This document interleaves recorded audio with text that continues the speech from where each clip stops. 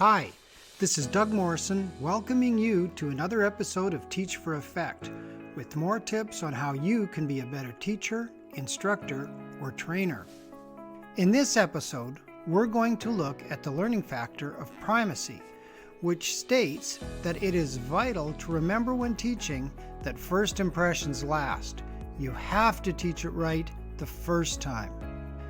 If you teach something wrong, your students will remember it wrong. So, don't rush. Slow down and make sure that you know what you're teaching and how to teach it, or how to demonstrate the skill or knowledge that you're passing on. Make your first lesson or demonstration a perfect one. You see, students may forget the details, but they will remember their impressions. If you do it wrong, they might feel that it's too hard for them to learn, or that you aren't qualified to teach them. Also, practicing something wrong and not having it corrected immediately reinforces wrong actions. As an example, I taught myself to play several musical instruments. Now, while I could carry a simple tune, I taught myself some wrong techniques, some wrong fingering, and really never properly mastered the basics. Because of that, I was unable to learn to advance beyond a certain level until I got some proper instruction, and I had to unlearn what I was doing wrong. It was frustrating and time-consuming, and I could have saved myself a lot of time and been a better musician if I had simply learned it properly the first time. When it comes to letting your students practice a skill for the first time, monitor their practice very closely and correct errors as they go. As they improve, you can hone their performance by correcting smaller and smaller errors as they strive for perfection themselves.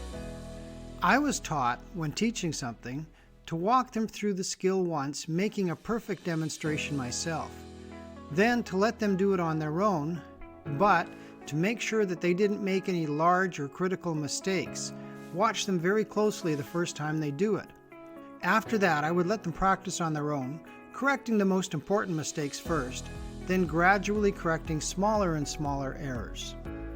Now here are some practical tips on using primacy.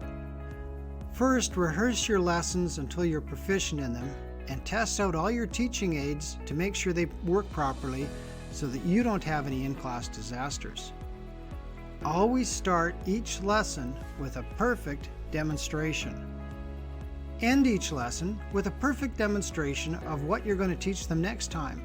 This will give them a proper mental picture of what they're about to learn, and it will help them to understand how what they're learning now fits into the overall course or program. Also, monitor your students very carefully when they're first attempting a new skill. Never let them do it wrong the first time. Think of it this way: you never get a second chance at your first attempt to defuse a bomb. Now, if you found this video helpful, please check out some of my other Be a Better Teacher videos. I've placed links to them in the description below the video. And help me out by liking, sharing, and commenting.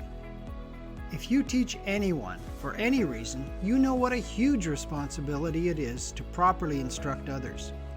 As a flight instructor, I was held accountable for the success of my students, but even if I hadn't been, I would still have felt the pressure of having to ensure that what I was teaching was actually being learned.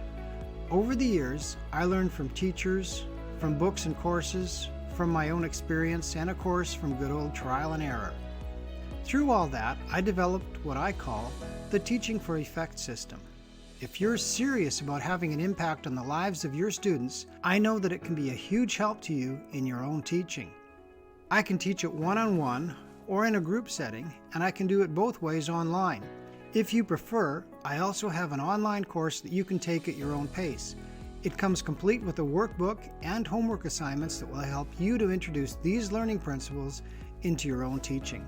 Check out the online course in the link below, or contact me at the email address also posted below the video. In the meantime, happy teaching.